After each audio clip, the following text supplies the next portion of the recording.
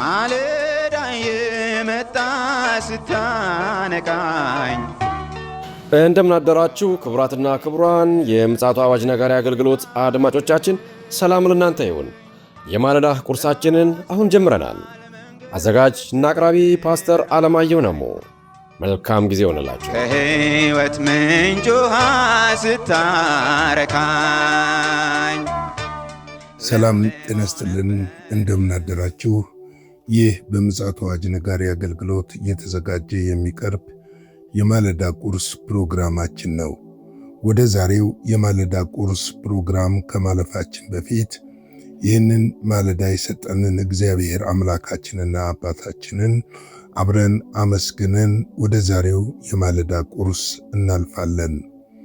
ኃያልና ብርቱ የሆንክ የሰማይና የምድር ፈጣሪ የፍጥረት ሁሉ ባለቤት የሆንክ አምላካችንና አባታችን እግዚአብሔር ሆይ በጌታ በኢየሱስ ክርስቶስ ስም ስለዚች ስለተባረከች ቀንና ማለዳ በኢየሱስ ክርስቶስ ስም እናመሰግንሃለን። ስለተደረገልን ምሕረት፣ ስለተደረገልን ቸርነት፣ ስለተደረገልን በጎነት ሁሉ ክብርና ምስጋና ለታላቁ ስምህ ይሁን።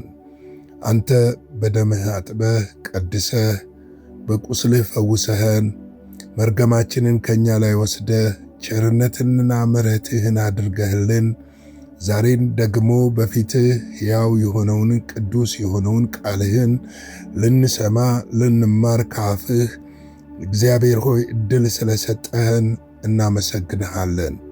ክብርን እንሰጥሃለን። ምስጋና፣ አምልኮ፣ ስግደት፣ ውዳሴ ይገባሃልና ክብር ከዘላለም እስከ ዘላለም ለታላቁ ስምህ ይሁን። እግዚአብሔር ሆይ እነሆ ደግሞ በዚህ ማለዳ የምንካፈለውን ቃል ትባርክልን ዘንድ በመንፈስ ቅዱስም እግዚአብሔር ሆይ ታስተምረን ዘንድ ዓይኖቻችንንም ትከፍት ዘንድ እግዚአብሔር የዘላለም አምላክ በቃልህ ሕይወት ደግሞ መኖር እንድንችል ትረዳን ዘንድ በኢየሱስ ክርስቶስ ስም እንጠይቅሃለን።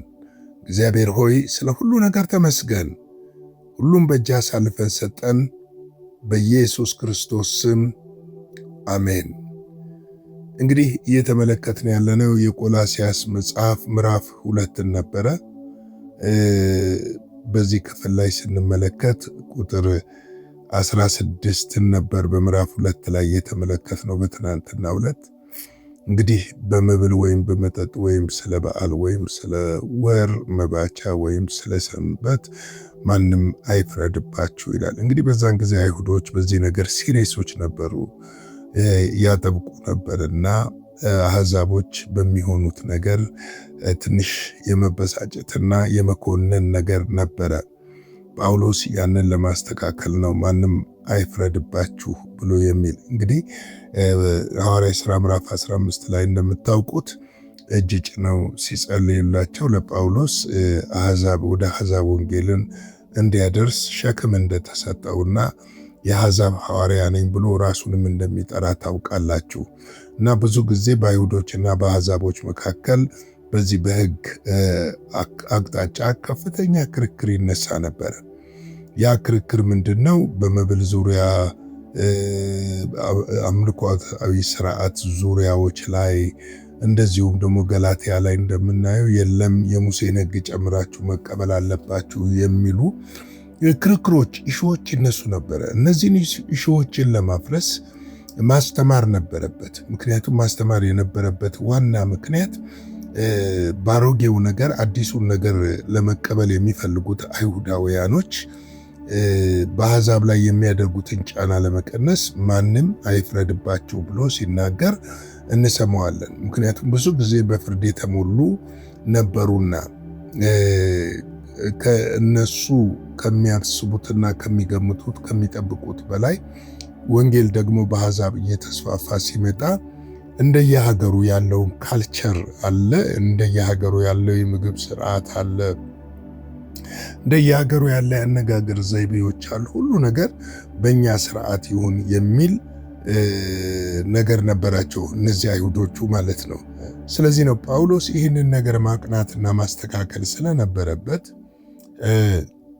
የእግዚአብሔር መንግሥት በመብልና በመጠጥ እንዳልሆነ በዚሁ በሮሜ መጽሐፍ ላይ ገልጾላቸዋል። በመብልና በመጠጥ አይደለም የእግዚአብሔር መንግስት ግን ምንድነች ብሎ ነው የነገራቸው። በጣም በሚያስገርም ሁኔታ መብልና መጠጥ ላይ እንዳያተኩሩ ለማድረግ ከፍተኛ ነገር ትምህርትን እያስተማራቸው እንደነበረ እናውቃለን። እንግዲህ የእግዚአብሔር ቃል የሚናገረው እውነትም ስለሆነ ሮሜ 14:17 ላይ የእግዚአብሔር መንግስት ጽድቅና ሰላም በመንፈስ ቅዱስ የሆነ ደስታ ናት እንጂ መብልና መጠጥ አይደለችም ብሎ ሲያስተምር እንመለከታለን። እንግዲህ እነዚህ ነገሮች ስንረዳና ስንመለከት መጽሐፍ ቅዱሳችንን የሚነግረን እውነት ላይ ልባችንን ማሳረፍና በእግዚአብሔር ቃሉ ሕይወታችንን ማነጽና መምራት እጅግ አስፈላጊ ነው ብዬ አምናለሁ። ዛሬ የምንመለከተው ቁጥር 17 ነው። እነዚህም ሊመጣ ያሉት ነገሮች ወይም ጥላ ናቸው፣ አካሉ ግን ክርስቶስ ነው ይላል። እንግዲህ ምንድነው? ብዙ ጊዜ በጥላው ላይ ነው። ጥላውን ከአካሉ መለየት አለመቻል ነው። ጥላው የአካሉን መኖር የሚያመለክት እንጂ አካል አይደለም። ስለዚህ ጥላችንን አንድ ሰው አይቶ የኛም መኖር ሊያረጋግጥ ይችላል፣ የኛም መኖር ሊመለከት ይችላል። ነገር ግን የኛም መኖር ይመልከት እንጂ የኛን ነገር ይመልከት እንጂ ያ አካል ምንድነው? አካል ነው፣ ጥላ አይደለም። ጥላው አካል ሊሆን አይችልም። ሕግ ደግሞ ለሰው ልጆች የተሰጠ ነው። ለሰው ልጆች የተሰጠ ሊመጣ ያለውን የሚያመለክት፣ ሊመጣ ያለውን የሚያሳይ፣ ሊመጣ ያለውን የሚናገር እንጂ አካል የሆነውን ክርስቶስን የሚተካ እንዳልሆነ ልናውቅ ያስፈልጋል። ስለዚህ ይህንን ነገር በደንብ ልንረዳ የሚያስፈልግ ጉዳይ እንደሆነ ልናውቅ ያስፈልጋል ለማለት ፈልጌ ነው። እንግዲህ ጳውሎስ በዚህ ስፍራ ላይ እነዚህ ሊመጡ ያሉ ጥላዎች ናቸው የሚላቸው ዕብራውያን 8:5 ላይ እነርሱም ይላል ሙሴ ድንኳኒቱን ሊሰራ ስለ አንድ ተረዳ፣ ለሰማያዊው ነገርም ምሳሌና ጥላ የሚሆነውን ያገለግላሉ። በተራራው እንደ ተገለጠልህ ምሳሌ ሁሉን ታደርግ ዘንድ ተጠንቀቅ ብሎት ነበርና። እንግዲህ የብሉይ ኪዳን ድንኳን የአዲሱ ኪዳን ጥላ ነበረ። ሙሴ ያገለገለው ያንን ጥላውን ነው። ሊመጣ ያለውን እያመለከተ ነው ያገለገለው። ሊመጣ ያለው አካል ነበረ። ሊመጣ ያለው እውነተኛው የመቅደሱ ሊቀ ካህን ነበረ። ሊመጣ ያለው እውነተኛው የእግዚአብሔር መልእክተኛና ምሳሌ ነበረ። ሰማያዊውን ነገር ሊገልጥ የሚችለው አካል እየመጣ ስለነበረ ሙሴ ያንን ተመልክቶ በጥንቃቄ እንዳገለገለ መጽሐፍ ቅዱሳችን ይነግረናል። እንግዲህ ይሄ ሊመጣ ያለው የሚሻረውን ወይም የሚያልፈውን ከመምጣቱ በፊት ይሄ የሚሻረው መጪውን ማመልከት ነበረበት፣ ማሳየት ነበረበት።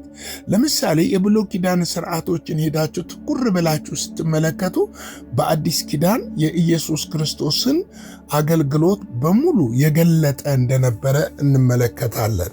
የገለጠና ያመለከተም ጭምር ነው። እንግዲህ የአዲስ ኪዳን አገልግሎት በጸጋ በሆነ መዳን ወደማትታየው ቅድስቲቱ ሀገር የምንገባበት የእግዚአብሔር መንግስት ማህበርተኞች ብቻ ሳንሆን ልጆች የምንሆንበት ነው። ይሄ የሚታየው ደግሞ በሙሴ ዘመን የነበረው ድንኳንና ጥላ ያንን የማይታየውን አመልካች እንደነበረ ልናውቅ ያስፈልጋል። ለዚህ ነው ጳውሎስ እነዚህ ሊመጡ ያሉ ነገሮች ጥላ ናቸው እንጂ አካል ግን ክርስቶስ ነው ብሎ የሚነግረንም ምክንያት አሁን ክርስቶስ አካል ሆኖ ስለተገለጠና የእውነተኛይቱ ድንኳን፣ የእውነተኛይቱ መቅደስ፣ የእውነተኛይቱ አገልጋይ ስለሆነ ሊቀ ካህን ሆኖ የሁላችንንም በደልና ኃጢአት ሊያስተሰርይ ራሱን መስዋዕት አድርጎ የራሱን ደም ይዞ የገባ ስለሆነ ነው። ስለዚህ ሙሴ ድንኳኑን ሳይሆን ይመለከት የነበረው ጥላውን ሳይሆን ይመለከት የነበረው ያንን የጥላ አገልግሎት ሳይሆን ይመለከት የነበረው አካል የሆነውን ነገር እየተመለከተ በጥንቃቄ እንዳገለገለ የእግዚአብሔር ቃል በግልጽ ያስቀምጥልናል። እንደዚህ ነው። ስለዚህ ነው እሱ ባገለገሉበት ጊዜ ሊመጣ ያለውን አካል ተመልክተው እንዳገለገሉ ይነግረናል። ዕብራውያን 10:1 ላይ ሕግ ሊመጣ ያለውን የበጎ ነገር እውነተኛ አምሳል ሳይሆን ነገር ግን ጥላ አለውና ይላል። ስለዚህም በየዓመቱ ዘወትር በሚያቀርቡት በዚያ መስዋዕት የሚያቀርቡትን ሊፈጽሙ ከቶ አይቻላቸውም ብሎ ይነግረናል። እንግዲህ ሰው በሕግ እንዳይድን ይታወቃል። ሕግ ኃጢአት መኖሩን የሚያመለክትና ለኃጢአትም የሚኮንን ነበር። ወይም ጽድቅ ሰው በራሱ ሊድን እንደማይችልና የመዳን መንገድ በሕግ በኩል እንዳልሆነ ለማመልከት ነው። ምክንያቱም ሰዎች ያንን ሕግ ሊፈጽሙ ወይም ሊያደርጉ ወይም ሊያከናውኑ አይችሉም ነበር። ለሙሴ እግዚአብሔር ያንን 10ቱን ትእዛዞች ሕጎች እንዲፈጽሙ ለእስራኤል ሕዝቦች በሚሰጣቸው ወቅት እግዚአብሔር ይፈጽሙታል ብሎ አስቦም አይደለም። እንደማይፈጽሙትም ያውቃል እግዚአብሔር። ምክንያቱም ከሕጉ አንዱን የሳተ ይላል 10ሩንም ስቶታል ብሎ ነው የሚያቀርበው። አንዱን 9ኙን ፈጽሞ አንድ ሰው 10ኛዋን ባይፈጽም ከ10 ውስጥ አንዷን ባይፈጽም ያው ሁሉንም እንዳልፈጸመ ነው የሚቆጠረው። ምክንያቱም ፍጹም ሊሆን የሚችልበት መንገድ የለምና ነው። ነገር ግን ጽድቅን አመልካች ነበረ። ወይም ደግሞ ሕግ ኃጢአትን ያሳይ ነበር። የሕግ ወይም ደግሞ የኃጢአት ደሞዝ ደግሞ ምን ነበር? ሞት ነበር። ሕግ ይፈርዳል፣ ጸጋ ደግሞ ያድናል። ተመልከቱ፣ ጸጋ ከእግዚአብሔር ጋር ያስታርቀናል፣ ሕግ ደግሞ ይኮንነናል። ጸጋ አይኮንነንም። ምን ያደርገናል? መንገዱን ያሳየናል። የመዳኑን መንገድ ያሳየናል። የምናመልጥበት መንገድ ያሳየናል። የተከፈለልን ነገር ያሳየናል። ምሕረት የተደረገልንን ነገር ያሳየናል። እነዚህን ነገሮች በማሳየት ወደ እግዚአብሔር መንግሥት የምንገባበትን በር አመልካች ነው። ጸጋው ተደርጎልሃል ይለናል። ሕግ ግን ካላደረክ ይፈረድብሃል ነው የሚለን። ካልፈጸምክ ይፈረድብሃል ነው የሚለን። መፈጸም ካልቻለ ደግሞ ይፈረድብናል። ምክንያቱም ሕግ ምግባሩ ለሰረቀ ሰው ይሄ ቅጣቱ ነው ብሎ ማስቀመጥ ነው። ስለዚህ የኃጢአት ደሞዝ ደግሞ ምንድን ነው? ፍጻሜው ሄደን ስናይ ሮሜ ምዕራፍ 6 ላይ እንደሚናገረው ሞት ነው ብሎ ያስቀምጥልናል። ሞት ነው ብሎ ነው የሚያስቀምጥልን። ስለዚህ ለሞት ለዚህ እኮ ነው ጳውሎስ ሮሜ 7 ላይ ሄዶ ሲመለከት ለሞት ከተሰጠ ሥጋ ማን ያድነኛል ብሎ ይልና ሮሜ 8 ቁጥር 1 ላይ ደግሞ የመንፈስን ሕግ አየሁ ይላል። ማንም በክርስቶስ ቢሆን አሁን ምንድን ነው ይላል? ኩነኔ የለበትም ይልና የመንፈስ ሕግ እንዳለ አወቀ። የሚያድን የመንፈስ ሕግ እንዳለ፣ ኩነኔ እንዳይቆጠር የሚያደርግ የመንፈስ ሕግ እንዳለ ተረዳ ማለት ነው። በዛ የመንፈስ ሕግ ይዳኛል ማለት ነው። ተመልከቱ። ስለዚህ እኛ አሁን ያለነው በጥላ ውስጥ ሳንሆን በአካል ውስጥ እንዳለን ልናውቅ ልንገነዘብ ያስፈልጋል። ክርስቶስ አካል ነው። አሁን ጥላ አይደለም ያለው። አሁን የአዲስቱ ከተማ የአዲስቱ ድንኳን አገልጋዮች ነን። የእግዚአብሔር ቤተ መቅደስ እኛ ነን፣ እኔና እናንተ ነን። አንደኛ ቆሮንቶስ ምዕራፍ 3 ቁጥር 16 ላይ እንደሚናገረው እናንተ የሕያው የእግዚአብሔር ቤተ መቅደስ እንደሆናችሁ አታውቁምን ስለሚለን ቤተ መቅደሱ እኛ ነን፣ ማደሪያው እኛ ነን። ማደሪያው ደግሞ ንጹሕ መሆን አለበት እላለሁ። እንግዲህ ላይክ፣ ሼር፣ ሰብስክራይብ እያደረጋችሁ አገልግሎታችንን ከኛ ጎን እንድትደግፉ በጌታ ፍቅር እጠይቃለሁ። እንግዲህ በዚህ ማለዳ ይዤላችሁ የቀረብኩት ይህን ይመስላል። አጭር ጸሎት ጸልየን የዛሬውን የማለዳ ቁርሳችንን እንግታ። የዘላለም አምላክ እግዚአብሔር ሆይ ስለ ምሕረትህና ስለ ቸርነትህ፣ ስለ በጎነትህና ስለ መልካምነትህ፣ ስለ ምሕረትህና ስለ ቸርነትህ በኢየሱስ ክርስቶስ ስም እናመሰግንሃለን። ሁሉ ለስምህ ክብር ይሁን። ስለ ሁሉ ነገር ተመስገን። ስለ ሁሉ ነገር ከፍ በል። ጌታ ሆይ አንተ ተባረክ። ሁሉ ለአንተ ክብር ሰጠን።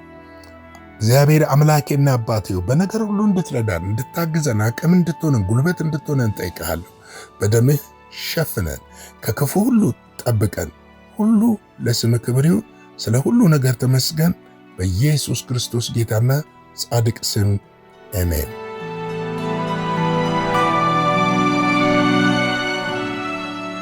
በነበረን የመልእክት ክፍለ ጊዜ እንደተባረካችሁ ተስፋ እናደርጋለን። በነገው ማለዳ በሌላ ዝግጅት እንገናኛለን። መልካም ቀን።